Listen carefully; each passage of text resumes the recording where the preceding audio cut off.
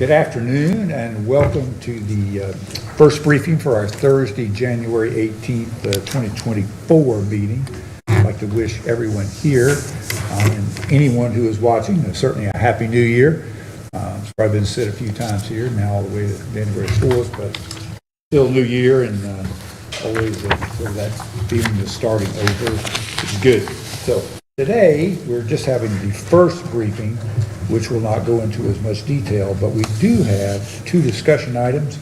So we're going to talk about our bi-monthly morning session agenda, which is actually next Thursday, and our winter work session agenda, which is on February 22nd.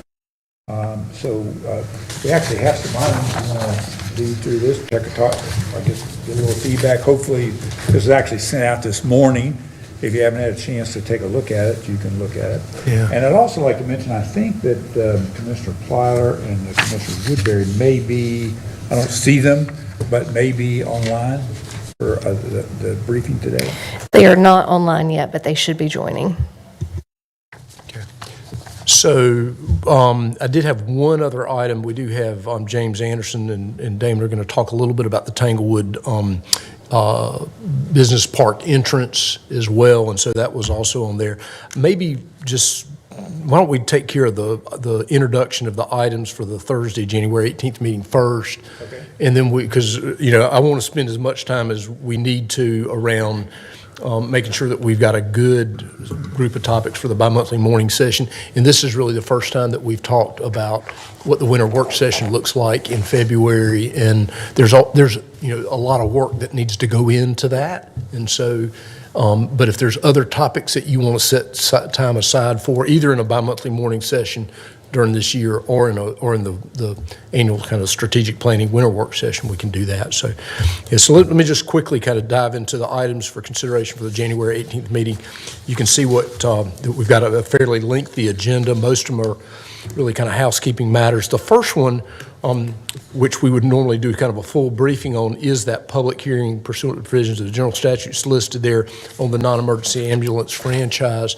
I thought it would be helpful for Gordon to kind of just quickly talk about kind of where we are procedurally and what we will do when you go into that public hearing, because I do believe it was continued.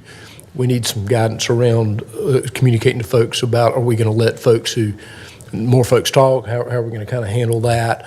And then any other information that you need from us to make a decision about that matter. So, good afternoon, Commissioners. As you know, at the December 21st meeting, the public hearing on the proposed ambulance franchise was held open and continued, and so that will be taken up again at the next meeting 2 weeks from today on the 18th. I would say that members of the public, including the folks, MedX, applying for the franchise, the current franchisees and the hospitals, and whoever else wants to speak, will again have an opportunity to present to you. I think since we've already opened the public session, that no one outside of staff should make any presentations before that date. So that's generally where we are at this point. I'm happy to take any questions that you have. I have one question. In terms of time for the hearing part, we did not use all of the 30 minutes. We didn't use all the time of the 15 minutes of either one, but I was just thinking, would we just dedicate continuing the hearing and just set aside another maybe up to 10 minutes for, those that would want to speak in favor or against if we're continuing it? That's entirely up to the board. I believe you should ideally give folks opportunity to say what needs to be said. Having said that, there's no need to repeat what's already been said at the last meeting. True. I agree with that. In terms of the answer to your question of additional information, I think it would be helpful. I'd just like to understand what we heard at the hearing about Durham's franchise ambulance services that they have. My memory is, in fact, I have a document that was distributed that day, and as I recall from reviewing that, there are like 8 franchises and franchisees in Durham, and I'd be curious about, particularly to the question we talked about, a percentage of emergency calls being covered by basically the emergency services folks versus the percentage covered by those franchisees. I have trouble with that plural of franchises. And to take a look at kind of how that happened. And I'm real curious about, what is I assume there are ambulance franchise services in Mecklenburg and Guilford and Wake. And that may be hard data to get all the information that would be helpful, but it'd be nice to know what other people are doing in that arena, which would be good. And particularly in terms of what kind of percentage of emergency services are there. I suspect that's kind of one item. I suspect there's not any easily obtainable information on wait time regarding transports. We heard a number of anecdotal, sort of stories or personal experiences during the hearing about, the length of time as to where people have had to forego transporting from emergency rooms or from the hospital, and as I believe as Commissioner Bessie mentioned, even putting into a car, at very difficult with an elderly person to try to get to another place because there were no transport services available. And I don't know, and I'm curious about their wait time issue, because that really speaks at the need part in a more quantitative way instead of anecdotal way. It'd be nice to have some quantified sort of data on that.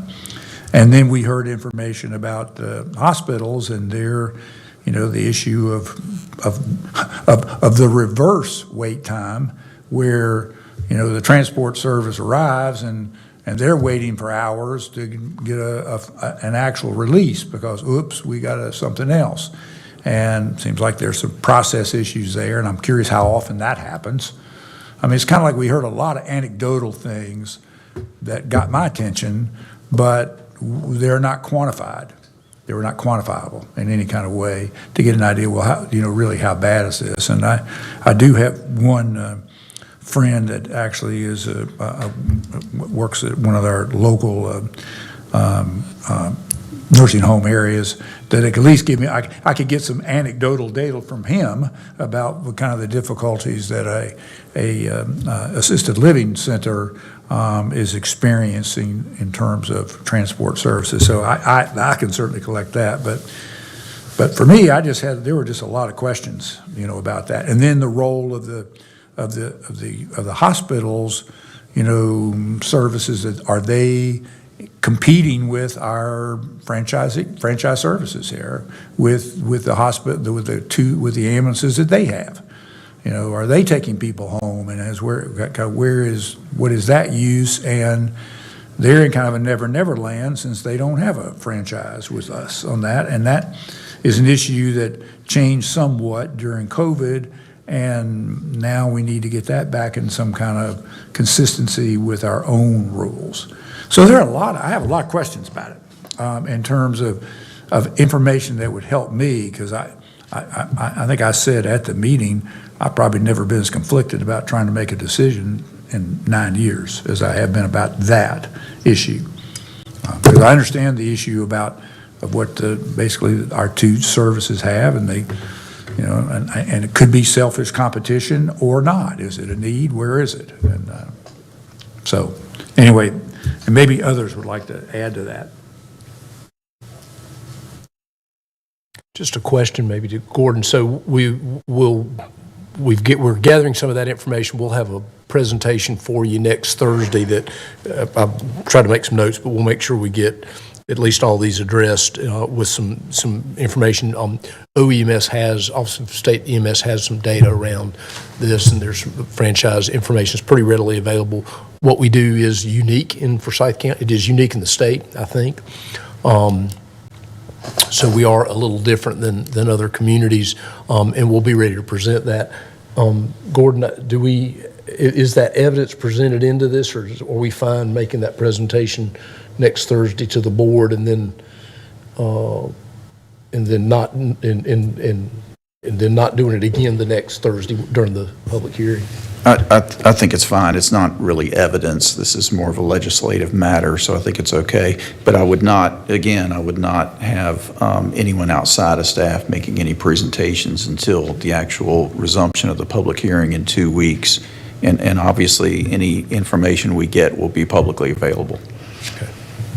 All right, so we'll, at the staff level, we'll get a presentation ready for you and get these questions answered. I think I've gotten the general gist of it. Well, So- as best as the staff can, is that, what it seems to me is that a decision needs to be made on the need of service. And I don't know what that is. It's somehow or another, we just need to try to, whatever information you can get, and try to come to that conclusion, because part of what we're getting information from various points of view. Some of the, I believe both of the current providers seem to think we don't need it. And the hospital people do, some of them, they do. I'm not sure about who others are. I know from, I guess probably more from time to time, it's probably fairly often that the public that's wanting a convalescent transport to wherever it might be, we hear on occasion where they have to have a fairly long wait time, and any time you're in any sort of health need, wherever you may want to go, a short time is a long time. And so that's really all I have to say at the point. There's just got as best we can, we just need to make the decision based on what it's believed that the need is. And it is a complicated issue because, the statements in the public hearing, are, from their customers,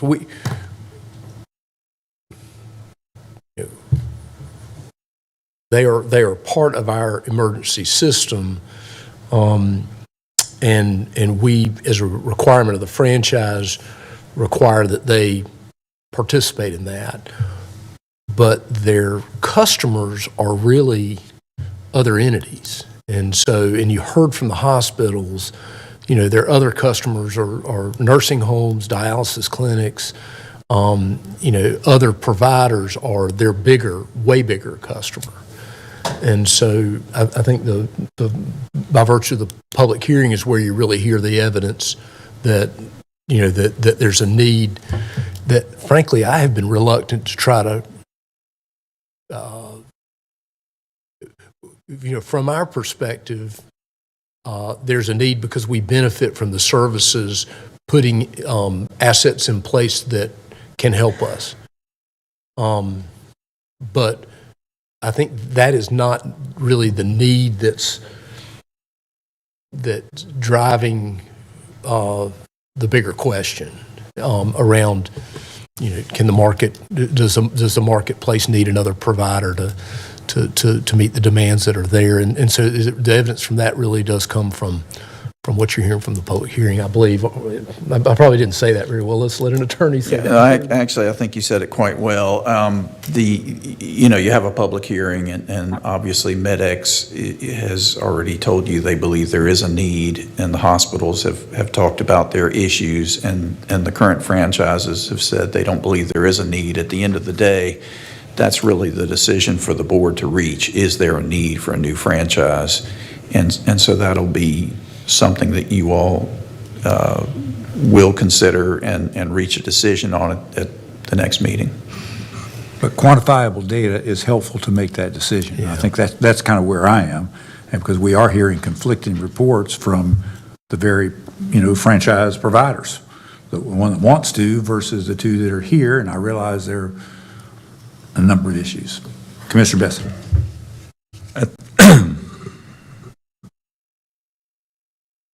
I think the kind of quantified information that you're asking for can only be provided by the hospitals. The issue is not really, are there non-emergency medical transports available on a scheduled basis. It's whether there is a significant unmet need in services that cannot practically be scheduled in advance.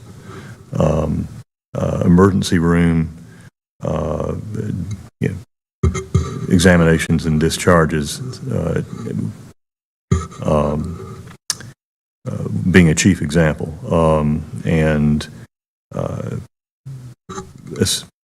Particularly when we're talking about individuals who are, for a chief example, wheelchair bound and have been transported by emergency medical to the hospital, to the emergency room.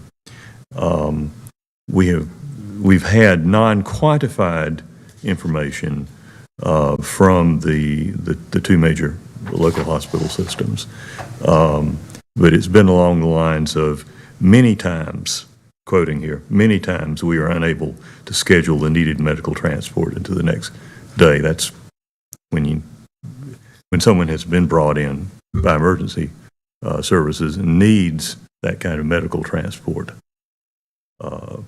back to their long-term care, for example. The only place that we could get more specific numbers would be from, I think, the hospitals themselves in this case. And so we'd really need to communicate with them, that information is desired to the extent that they have it. I agree, that is for sure, but it also seems to me that if the hospitals are not releasing people in a timely fashion, is that happening once or 20 times? And it seems to me that's data that the transport providers would have, franchise holders. Seems like that would be data that kind of, because that interferes with the need.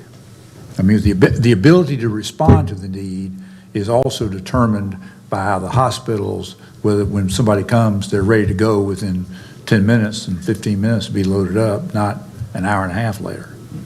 And that you have to wait until this is done. And if our current franchisees are suggesting that is a major issue for them, I too would like to see their quantification of that. Yeah, I mean, I think that's right. And then, and this is something that I don't know, but I'm just listening from the county manager. It sounds like that if we're unique, are we unique in the sense that we require emergency services kind of times as a part and as a condition upon granting the franchise, and that is not the case in Durham and Mecklenburg and Guilford and Raleigh, for example? That is my understanding. Yeah, that is my. Well, I'd like to know that piece. Yeah, we'll get you Because a in that landscape case- look at In that. that case, I would assume that none of the franchise holders in those other places are dealing with emergency services calls and are having to commit equipment and staff in order to do that. I think there are non-emergency units that respond to emergency calls in other places, but it's really this requirement that we have to provide a certain number of units for certain hours that are mandated to do that, and so that have to be there. And so we ask more. We have a closed franchise. I mean, you got to remember, a fair number of counties don't have franchise ordinances at all. Just right. They're not involved in it. And then of the ones that do, they sort of different mindsets around that. Just almost the idea of the franchise in those communities is really, let's make sure that the units are safe, somebody's monitoring them, that there's a level of service kind of part of that franchise piece. And there's franchise application dollars and fees and those things like that that can help pay for that. And then there's systems that are closer to, I don't know exactly how unique we are, but we are fairly unique and actually held out by even the providers as a model way to do this. Having said all that, just because of the system demands and complexity, we do rely, one of our biggest challenges, which we'll talk a little bit about it when we talk about our winter work session, is that we've become very too reliant on the non-emergency franchise to run priority one calls.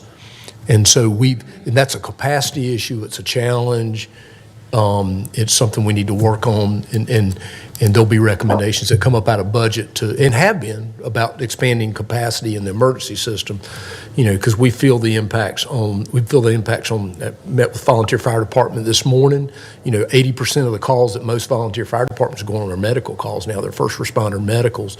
We're very reliant on them to get to the scene quick and stabilize things.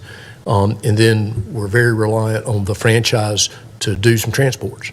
And so, and that is a function of a growing community, of more calls, of more aged population, and just demand in the system. And so, and we've been in this state of, I'm not going to say crisis, but state of extreme demands, for really it kind of started about a year before COVID started.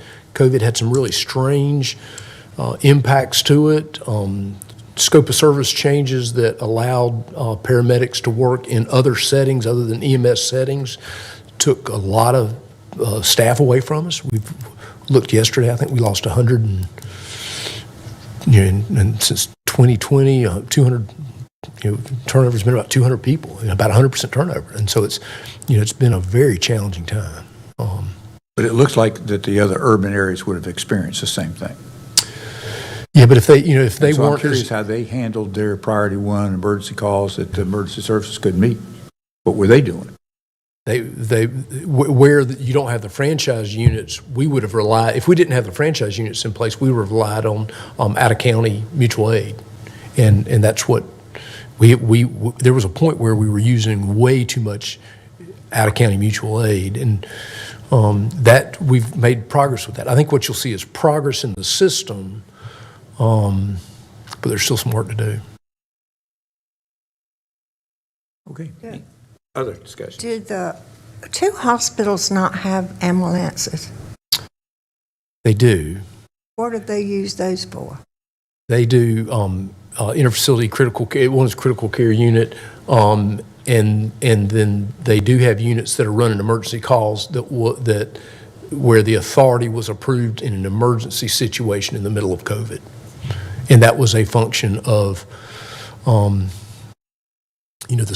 everybody was too busy, and it was really done as an emergent need at that point in time, and the late Darren Ziegler, I think, appropriately made that decision. I actually knew I told him I was okay with that. I mean, it was one of those things you do almost anything you need to do when things are bad, and so he did, and then they've continued to provide that service, and the county attorney's written the hospitals and said, that needs to cease, and we're really working on this issue, and it either needs to cease or they need to get an ambulance franchise and be under the same requirements that everybody else is. It may be if we had more of those providers, maybe we reduce the requirements that we have on them to stage ambulances for us. So currently, the ambulances that are housed at our two medical centers, two medical facilities, they're being dispatched to emergency calls now? No. They are only doing their own, they are really competing with the franchise units for those calls. For emergency calls, for non-emergency calls. for non-emergency. That's the They're- only they're- use that they have. Yeah, they're really doing their own facility transports. Is that, I'm probably Yeah, way outside my shoes right There now. are two different kind of franchises that the hospitals have. One is the helicopter, the air care, and so that's pretty obvious what that does. The other is, and I see Joey's coming up, but the other is more of a transport, say, from a Salisbury hospital to here, or really high-level care, but they're not meant to be taking people from the hospital to a nursing home, for example. For the record, they're doing fantastic. That's why I just kept I told him sitting back to, there listening. yes. No, it's correct. So the hospitals have, Baptist and Forsyth both have their own critical care trucks, critical care ambulances. And that's what they have historically done, is critical care, advanced life support, critical care type transports.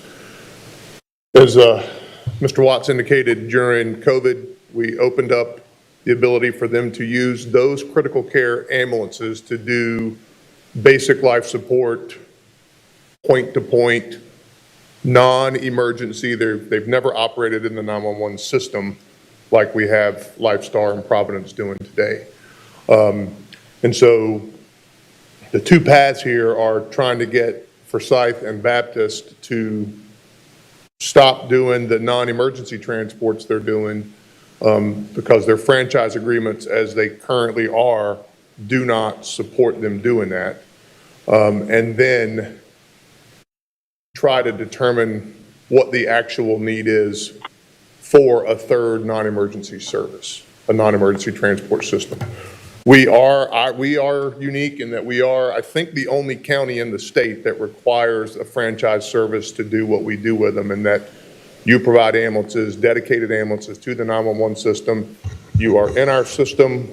The telecommunications folks, when they take the 911 call, your ambulance comes up as a recommended ambulance to be dispatched, and you are just in the mix along with the Forsyth County EMS ambulances. That works partly because, it works because we're a medical community. We got two major hospitals. We have more hospital beds, I think, in Forsyth County than any other urban area. So we're a big medical community. And if you didn't have that, then every provider would want to be in, right? And so, you know, the fact that if somebody, lots of providers will come to us and say, we want a franchise, and we say, well, here's the requirements. So it becomes a function of how much business is there, right? If I've got that fixed cost in here, then is there enough business? So it's why we've had, if you look across I think there was a handout that had, you had lots of communities, had lots of providers.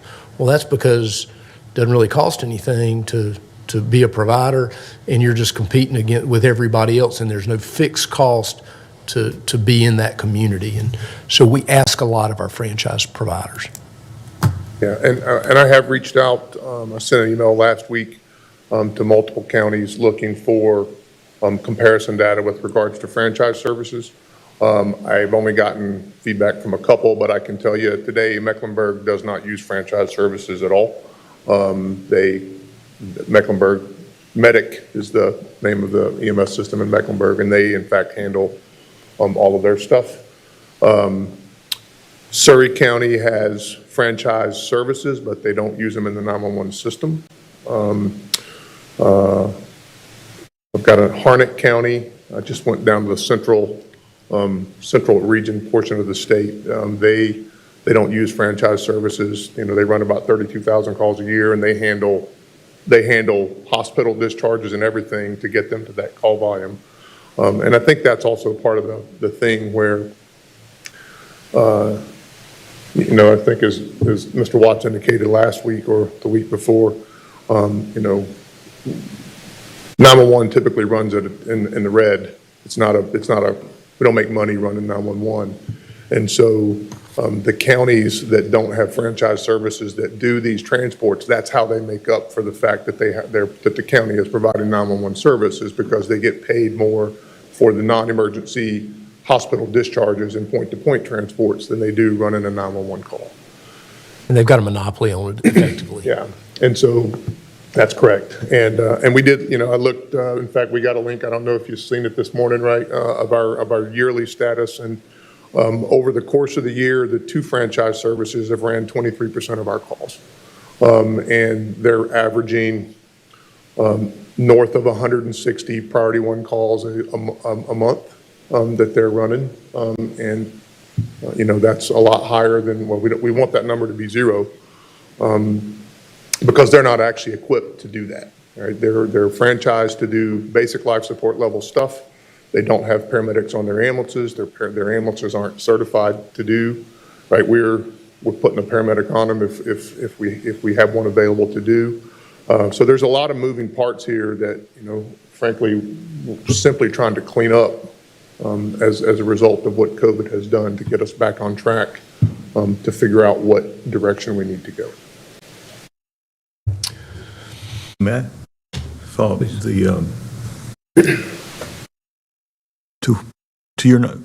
the best of your knowledge, to what degree are the hospitals providing scheduled non-emergency medical transport? And to what degree are they providing non-scheduled? For instance, the person who comes into the ER and then gets released the same day, non-emergency medical transport. So scheduled or schedulable versus transport that you really can't schedule. So from the critical care perspective, they would be doing all of the scheduled and non-scheduled transports. At the basic life support level, or really at the emergency department level, I don't want to assume, but the conversations that I've had would suggest that the emergency departments, they're doing non-scheduled. Hey, we've got a patient who's ready for discharge. We've called the franchise services. They're not available for 4, 6, 8, 24, 48 hours. We've got one of these ambulances that we approved during COVID to do this. We're going to do it.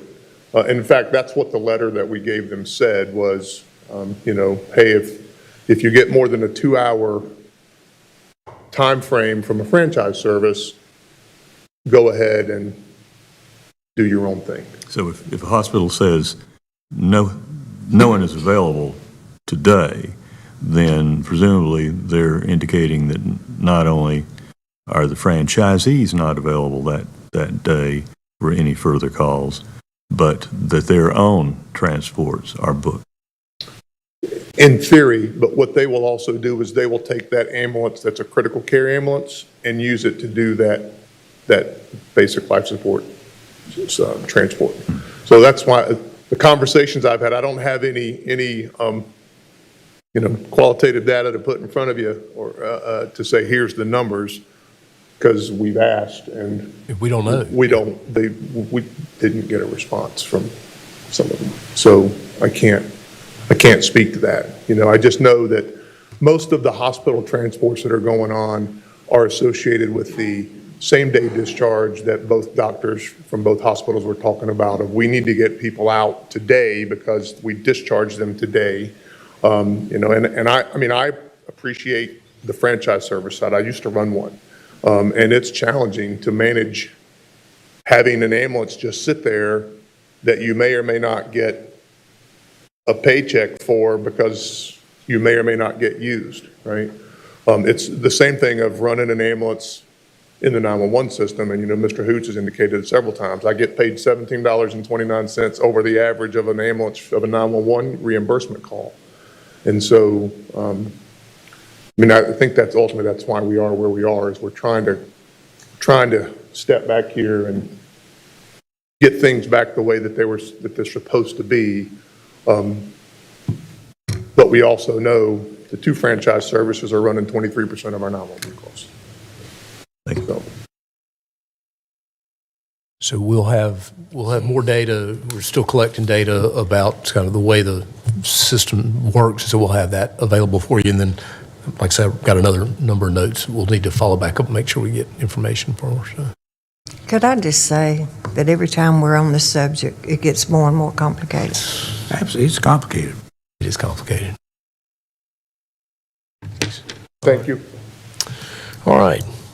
So item 2 on the agenda, we're going to go through these quickly. So special resolution, we do have a road closing, Vaughn Road, and on next Thursday, you'll see that in detail. And that is one of those where you're calling for the date for the public hearing on that matter. We've got 2 budget finance items. You've got an amendment to the budget ordinance to appropriate funding for rural operating assistance money, and then also there's some elderly and disabled transportation dollars. We're trying to get those budgeted correctly so we can get those funds spent. Item 5 is an amendment to the 2016 Schools Capital Project Ordinance for East Forsyth High School. My understanding is that that's trying to get funding set aside for an electrical panel that has a very long, right now, if you try to get one of these large electrical panels for a commercial installation, you're like, 75 months out. I mean, so it's that's what that is, but you'll hear from Daryl on that next Thursday. Can I interrupt you? And maybe Darrell's here. Yeah. Maybe we could talk some about what the scope of the East Forsyth project was. You don't have to do it today. You could do it next week. But what the scope of that project was at the beginning and what the scope of it is now, because I have a hard time seeing how inflation, it's more than just inflation. It would seem to me the scope of the East Forsyth project is different than what it started out to be. And maybe you can correct me with that and include that, because obviously ordering this electric panel thing early implies you're going to do this project. So, I mean, just kind of want to find out more information about that. Okay. All right. You sure you don't want him to come up? He was halfway up here, so. All right, well, Yeah. no, you can do it today. That's good. Well, come on up. Sorry, Daryl, you were off the hook for 30 seconds there, and I gave you an opportunity to wait a week, but that's all right. that's right. I just didn't want to be in suspense for a week. I was trying to run out the side door. Yeah, it's a long extended period on these electrical panels now, and it's kind of one of the supply chain issues that hasn't corrected itself. Quite honestly, I don't know if anybody else has experienced that, but the electrical side has been really problematic. Come back to the scope of work. Scope of works really, honestly, hasn't changed really a lot. It's renovating the existing buildings. We are adding a little bit of space to expanding the cafeteria, but that was kind of in the plan. The one thing that's a little different is that the kind of awnings that are in between the buildings, if you're familiar with that campus, kind of deteriorated. We did add those in as an alternate on this project, but overall, the magnitude of doing this project with about 1,800 kids on campus and moving things around, and honestly, the inflation is about 117% from where it was in the beginning of the 2015-16 planning. Inflation of what your anticipated project costs will be.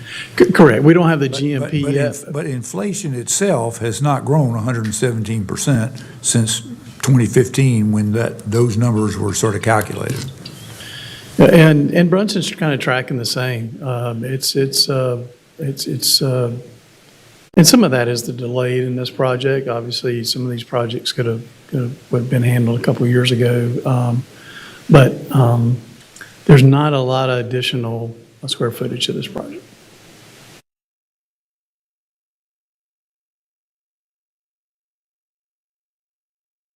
That didn't help me, actually. I know. I know it's not much more to hear. It's not explaining that. It's not explaining how that cost could be 117% more than originally, when inflation's probably been, I don't know what it is, but it hasn't been 117%. It's probably been 50% maybe. Well, it's tracking square footage costs on the construction on these projects right now, around about $200, $220 a square foot when we budgeted. They're running every bit of $450, almost $500 a square foot now. It's hard to explain. I can't explain that either. I mean, it's just unbelievable what we're dealing with. Okay, I'm good. Well, I'm not good, but I didn't that's all you think so. can tell me. I didn't think so. I got it. Yeah, it'll sound better next week. Yeah. All right, so one grant item, you've got an application for grant agreement for Forsyth County and the North Carolina Division of Transportation to fund the Aviation Career Education Academy. That is Jim Shaw's project, that the late Jim Shaw and Jim Shaw Jr. That both handled, but that is still an ongoing program, and so you'll hear more about that from Mark Davidson. We have, I believe, 12 contracts, so there are a ton of things that are coming to you for purchase and contractual matters. You got the crash fire rescue truck out at the airport. We're trying to get that under a negotiated agreement to provide that truck is a complex piece of equipment, and we need to make sure we've got good maintenance services for that. If you remember, it fell apart kind of completely. We had to send it off, had to rent one for a long time, and so we're really trying to come up with the repairs and a good agreement so we can get that fixed when it needs to get fixed. You've got the Brushy Fork Creek project kind of moving forward with an agreement to go ahead and do that design, bidding, permitting, and construction services. If you remember, that was kind of a global agreement to get that project done, and so you'll hear about that. We're getting to kind of the end of the Sierra Cedar work around the ERP system, and so the last stuff that's part of that is optimization and consultant services. So there's been some changes and additions and moves around that, around what we need at this point, because what we know we need now that we know the system better, is becoming clear, and so that's an effort to do that. You've got a purchase and refurbish of an outreach vehicle. I saw that, and I can't remember what it was, for which department, but it's not a kitchen. So chef units, it's Renovating the We Care bus. renovating the We Care bus, that's right. So, but we're not putting a kitchen in it, they just happened to do this work, and it was competitively bid. So you've got purchase of 3 Dodge Durango vehicle, pursuit vehicles, all part of our regular replacement project, an ambulance, which is desperately needed, an agreement to provide spay and neuter services for an animal shelter. Since we're back in that business, that's coming to you. And I believe that's our normal agreement. We've got an agreement between Forsyth County and the School Board of Education regarding adolescent health, nutrition, and exercise education programs that Public Health Department provides. We've got our agreement for chaplaincy services that we utilize Wake Forest Baptist Medical Center with, and so that's that through their Faith Health program, and so that's really the contract for this year. It was inadvertently left out of the list of things that y'all approve in the budget to kind of automatically approve, and so we are having to come back and get this one so that we can get those folks paid. Design builder for Tanglewood Solar Project. If you remember, you had a PACO project, I think, a couple of years ago to do another solar project that sort of built on the success we had on the solar project that's on top of the municipal parking deck over here. It's been very successful. It just so happens that Tanglewood Maintenance Facility happens to be built with the exact right exposure you need to maximize solar stuff, and so it was a great project, and so we got ourselves moving forward with that, and that's a pretty exciting project. Construction contingency for the LEDC light replacement project. When we originally approved that, I think we just didn't have the contingency in there, and we know we're going to probably need that as that project gets moving on. 2 property matters, the Callidium agreement, they are opening now. Trust me, we did not just get started with the lease agreement on Callidium. It was really part of the original project, the sort of the conditions of that lease, and it really does kind of mirror our current arrangement at Callidium North, the old SciWorks facility, sort of on who's responsible for what. And so as we go into this new facility as their landlord, it really is kind of a capital lease to them, but we do retain some responsibilities for the facility, but it's mostly theirs. You've got county surplus stuff that you kind of see is pretty routine, and refunds and a couple reports. So media agenda, we'll get through it kind of in detail next. Did I fall asleep while you went through items 17, 18, 19, and 20 that dealt with purchase of cable television services for the detention center? I might have missed them. Yeah, I probably did. Like 4 of them. Mr. Manager, those were pulled from the agenda. They what? Okay. They weren't ready, so they got pulled. You're pulling from an old list. Oh, okay. Yep. I got an old list. There were a couple items that didn't actually require board approval. Okay. So which one's right? Which one is correct? Online or the paper version? I don't know what you have in front of, all I know is. The what- online Item version 17, is 18, correct. 19, and 20, The you online got the version is wrong correct. That All right, makes so that'll be the way we kick off business for the first meeting in January, so. All right, so if we jump, unless there's any other agenda items you want to, Mr. Chairman, do we jump on to the discussion items? Yes. Okay, so you got in front of you, went ahead and put out there what, next Thursday, we've got a morning, one of the bi-monthly morning sessions, and so these are kind of our routine sort of presentations. You've got a presentation from Dr. Spriggs with Forsyth Tech, kind of their update. She's got a number of things to talk with you about. One is I want her and have asked her to make sure and make you aware of some difficulties that we've had with their public safety, some of their public safety education programs that impacts exactly what Emergency Services Director Hunley was talking about. So you'll hear some of that.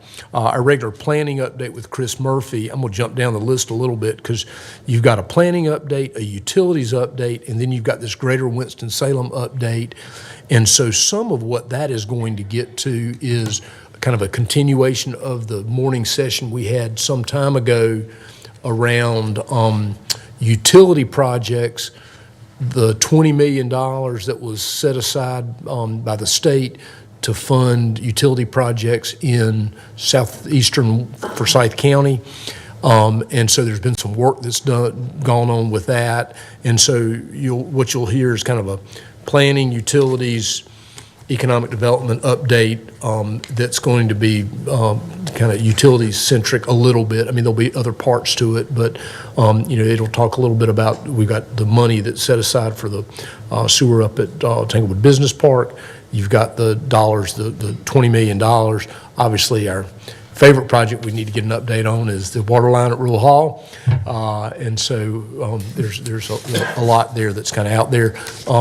Also, we know the utilities is going to be bringing an agreement probably through Kirby to us around the easement that needs to be worked through across property to reroute the sewer line that serves the Clemens West and that whole area. And so a lot from Courtney on that. So there's that. Partners update, obviously, in the behavioral health programming side of things. And then Experiment and Self-Reliance does an annual update. I believe that's a required, I forgot what the name of that is. It's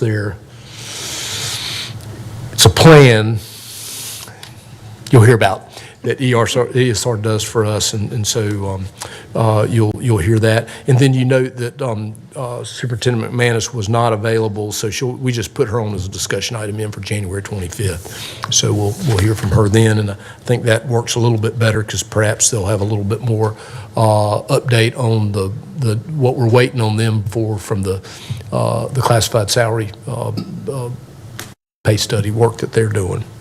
So busy morning, but I think it's pretty doable next Thursday. Anything or comments or concerns or questions on that? 10 a.m. 10 a.m. Yep. All right. And then the other thing that we've been working on, obviously, we do a winter work session that's a 8:30 to 1 session where we really carve out some time at the just kind of heading into the budget process around an opportunity for some strategic discussions about issues that are out there that we're dealing with. And so these are ideas that management team really kind of came up with in terms of these would be good ideas to put together in these sessions. The first one was really an update on emergency services, and we talked a little bit about it. When we met last year, we kind of articulated a really high unit hour utilization, lots of challenges, what we needed to do. And from that, the board took actions. We expanded capacity in the system. We've done a lot of things to try to be try to build capacity in that system, knowing that it takes time and energy to do all that. And so we want to talk about our successes, and we really want to talk about the challenges that still remain. When scope of practice changed, when we really started losing a lot of our paramedic capacity, we really saw our level of service fall. And because the pipeline, it was an employment pipeline issue, we made a very conscious effort to go out and actually hire people who were not certified, put them through an academy. If they were successful through the academy, they would get they would continue employment with us. That has been a lifesaver, frankly. But it also means that we really have EMTs, the level of service, they're at the very lowest level of service, and we've got a lot of new employees in that. And so really the question is now, how do we build back? There was a time, really, since I've been here, where we had 130 positions that were the staffed medic positions. They were all paramedics. We did not have any non-paramedic, and we were that level of service. And there is a significant sense in the community that we really have diminished our level of service, and we are not the same system that we were. And that is true, but we're also in an environment that was different, that is very different than what it was. But we do need to get ourselves built back into being a highly trained level. And so there's lots of work that we're doing to say, how do we build back those points of pride around training these people and getting them up to an advanced level of service. You've got a whole new classification in advanced EMT, which does operate at the ALS level. And so we really just need to spend some time really kind of talking about that. And so it's that issue, and then there's the issue of capacity about how do we make sure that we're moving forward in the system with sufficient capacity so that the franchise providers are not running as many, that them running priority one calls is a infrequent thing. And so we've had some success at having our out-of-county services need to come in. That's diminished some, but we were never going to see any progress on that because out-of-county was going to be the first place we didn't call. And then you start making progress on the franchise services. And, 1 month the trend does not make. I mean, if you look at it over the last year, we really have seen progress. We've seen unit hour utilization come down. That's part of building capacity, but there still are some challenges in the system, and I think spending maybe not as much time as we did last year, but some time on that, it would be helpful. The other issue that was still out there from budget is when you approve the budget, the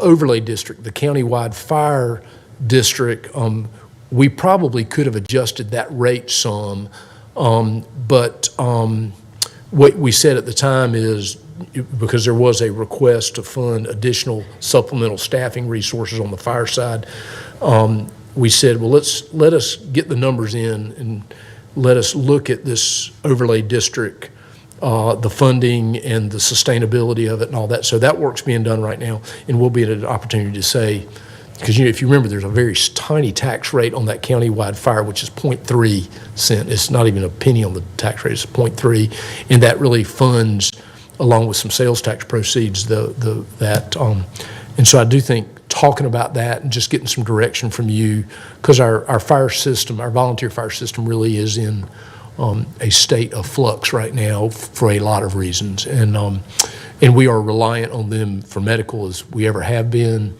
and all of that needs to kind of see that picture. And to Commissioner Wisenhunt's comment, it is complicated. And it's all kind of interrelated and complicated.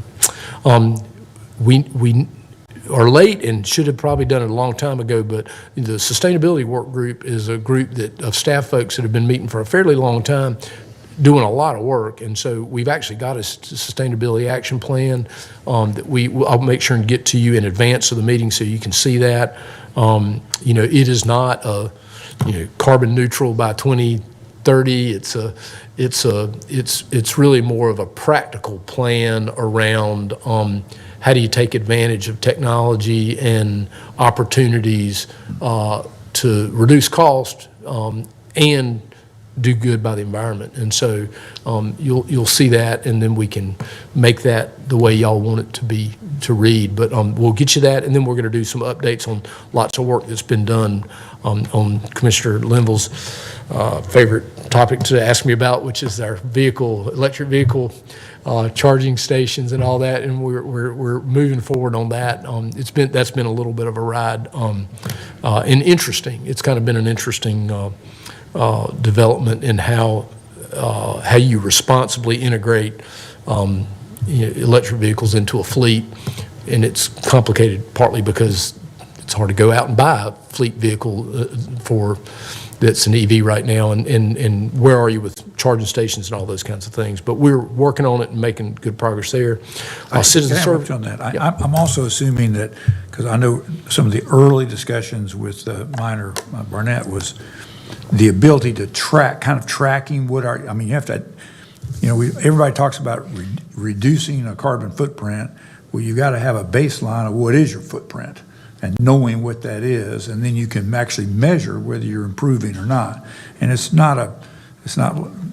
hard to do, but I think Minor was working on that and actually taking the Duke Energy power, looking at the percentage of Duke Energy that's actually, carbon-free, renewable sources of their percentage, applying it to our usage, doing a number of sort of sensible kind of comparisons to come up with a number, which would be really helpful. Because I really haven't heard, I read a fair amount of it in the newspaper and other places, and rarely do I hear people talking about, there's some overall reductions in there's some worldwide and some international comparisons, but it never puts the exact amount a lot of times. I think I did read one that did. He's Quantified in terms of barrels of oil, I think is kind of the way it was. He's got clear data. He can tell you exactly how many, because solar is so carbon, Sure. doesn't get any better than that. And so he can tell you exactly what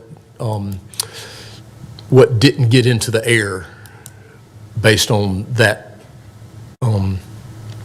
facility over there. And so we've got real hard data around some of that.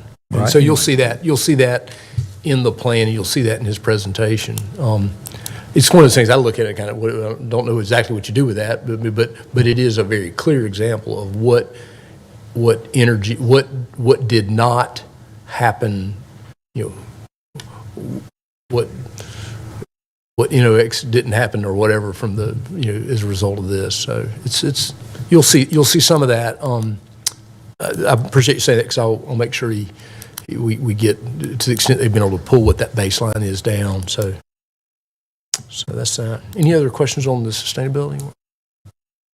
It'll be your first kind of blush at that, and what I hope happens is you see that report, and if that report is too aggressive, let us know. If it's not aggressive enough, then it really needs to become this board's policy document for us on that. And but a lot of work's been done. The citizen survey, so that will be coming back. I think it's supposed to be kind of wrapping up now and coming back in, and so we'll get that data in front of you, and then like we did 2 years ago, we'll have the survey company representative, who's pretty good at translating all that, come back in and tell us, be able to have a conversation with you about what that report says about what we do well, what we need to work on, what we, all of those kinds of things. Affordable housing, I put on the list because I've heard a lot of folks have asked me about, affordable housing. So what we thought we would do is use this as an opportunity to look at the community and affordable housing and sort of answer the question, who does what, and then, historically, where have we been involved in affordable housing kinds of initiatives, and then that serves as kind of a baseline to talk about perhaps other things we need to do. We were just talking about the affordable housing item. It's not on our sheet, but it was on your email today. I remember now. That's because I didn't give you the second page. That's a problem. Yeah, the second page right here, I'm sorry. Yeah. Now that I've said it, so you don't necessarily need to pass that down, because the last item was on there too. I wondered why I had a second page. Okay. Sorry about that. And then the last item is really just the normal financial overview and budget drivers, which we do need to spend some time with, and that'll be our opportunity to identify what we know challenges are going into the budget, and what those are going to be. I did want to say in front of everybody, because the audit committee members heard it last week, that because of the system, trying to get the system, auditing this brand-new system that really was only in place for 7 or 8 months, 9 months of last year, we don't have the results of PAYGO yet to give you, because we don't have all those balance sheet accounts where they need to be. So my intentions are, normally this time of year, we would be looking through the list that was in the budget of potential PAYGO projects, look at what our year end looked like, and then sort of reconciling those. Going into the next year's budget, we will kind of include a discussion around that. There'll be some PAYGO dollars that will be part of that discussion, and we'll try to get that to you early, just like we do the behavioral health work that we've done, and really the opioid piece, we'll have another run at it, and then also the special appropriations. So all of that will happen. So we'll need to spend a little time just on finances and kind of where we are. Okay. Any other questions? Or ideas for the winter work session. If you've got something, let us know. And I'm going to assume these topics are okay to be working on to. I like those topics Okay. so far. Okay. And in the affordable housing thing, I want to have another lesson on understanding how first of all, what it means, the kind of the number, because that's also nationally quantified, and it'd be nice to get a better understanding of that.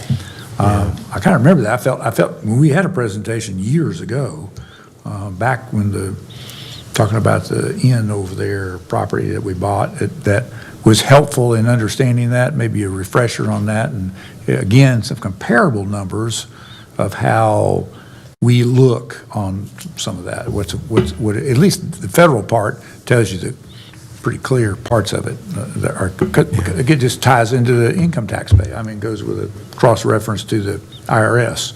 Yeah, I mean, I think when people, and Chantel would probably say, when somebody comes to us, say, I'm building an affordable housing complex. And what does that mean? You're right. And does it mean 5 units, 100 units, all the units, some of the units? Most of the time, it's not affordable. So Right.